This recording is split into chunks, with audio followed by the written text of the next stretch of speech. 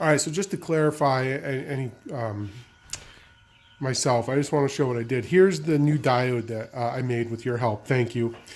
And I hooked up the positive, and then I grounded it out. And with the key switch off, you can see there's nothing coming through the multimeter. But now here's my question. When I turn the key switch on, I'm getting 12 volts coming back through the diode assembly. So I guess my question is that right? Am I supposed to have voltage with the key on coming back through that diode towards the alternator?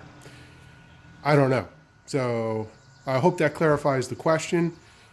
Can't start it right now because it's 6 a.m. and the baby's sleeping, but I am getting 1.0 off of